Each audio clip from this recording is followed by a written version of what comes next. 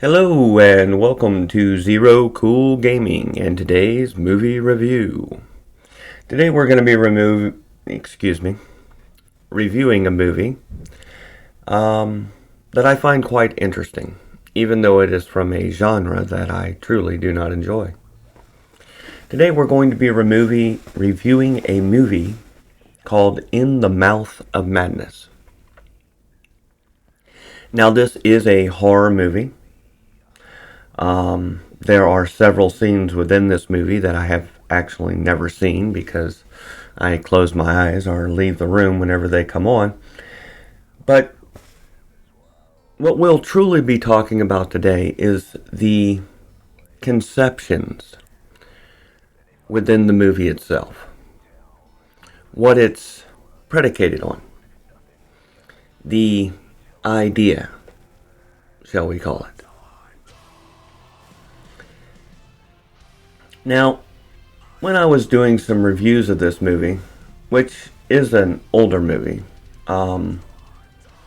is either 1994 or 1995. There seems to be some confliction on when exactly this was done. But regardless, an older movie nonetheless.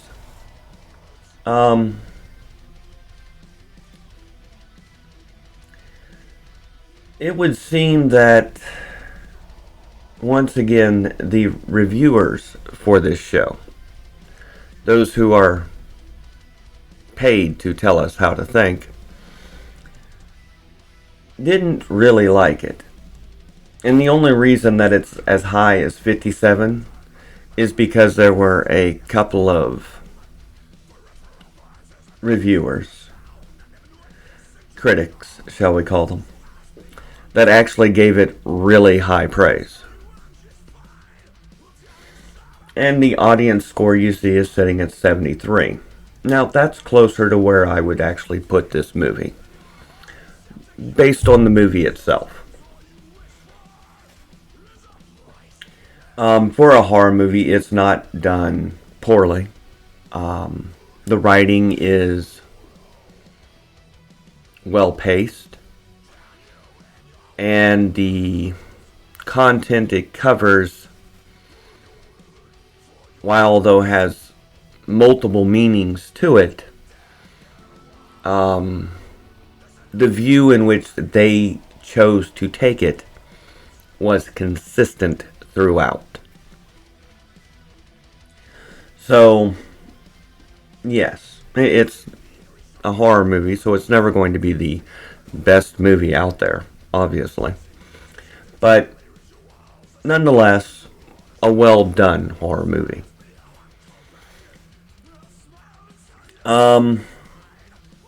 So what is this show about? Well,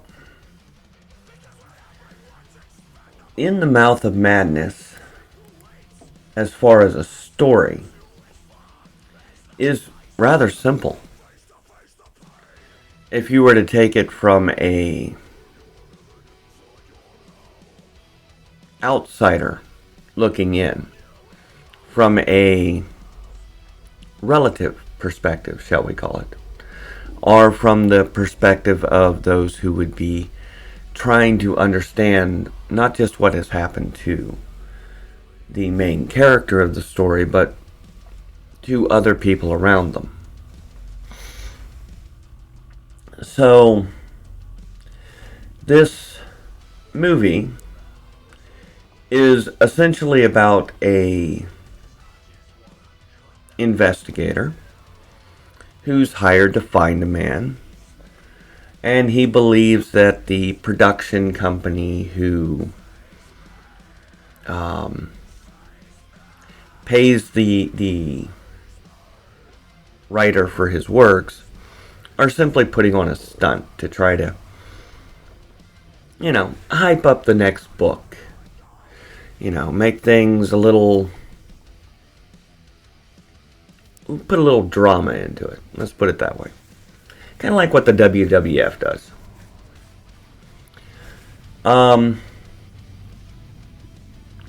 So he goes out to his investigation, runs into some things that he finds disturbing.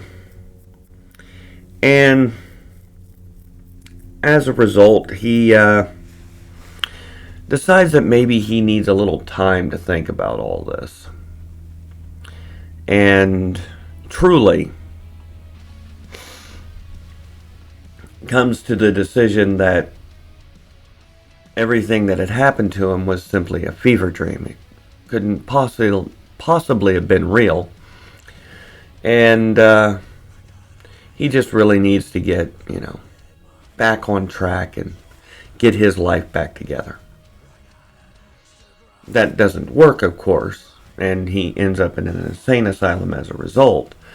But that's the story of In the Mouth of Madness. But now we're going to take a more cynical look at what this story was about. A more in-depth look at what this story was about.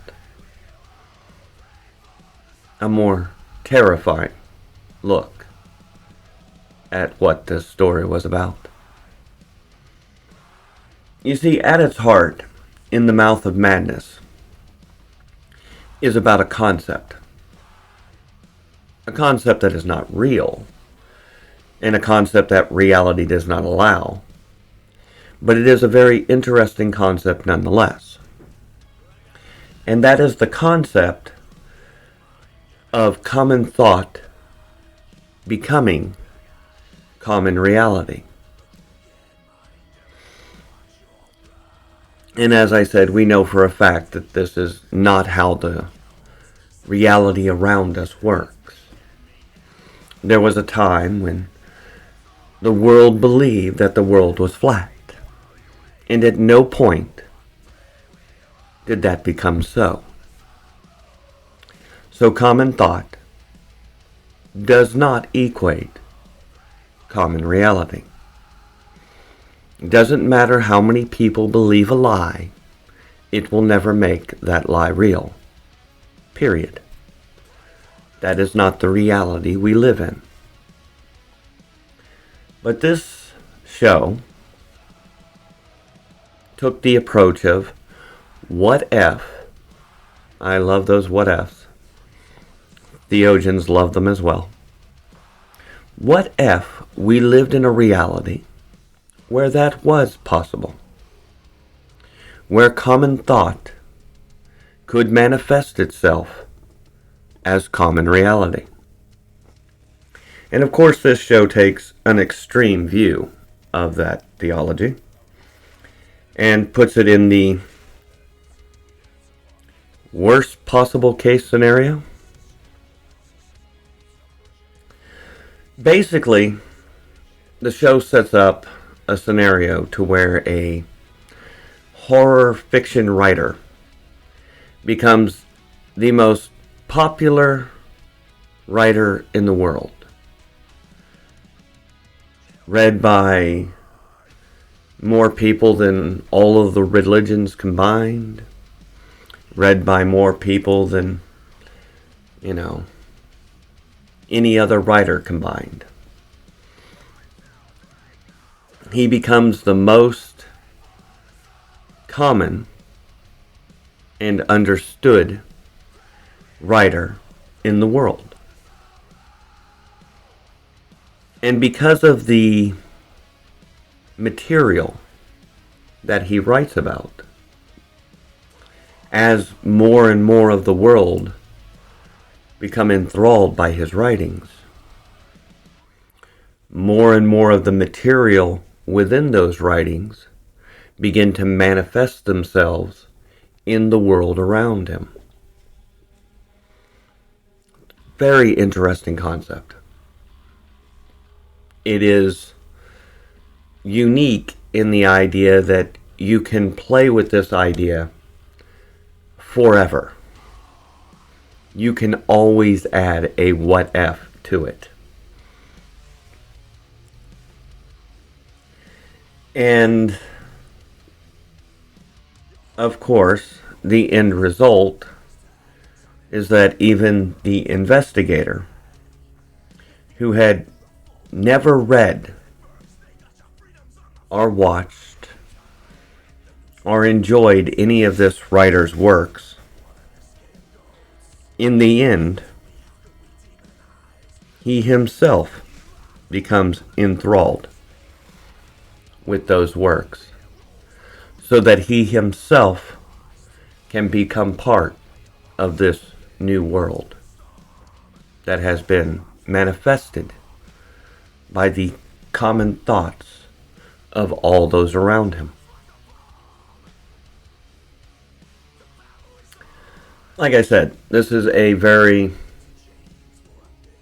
unique and interesting premise from which to theorize. And for that reason, I did enjoy In the Mouth of Madness. Well, that's my review for the day, and I hope you enjoy the rest of yours.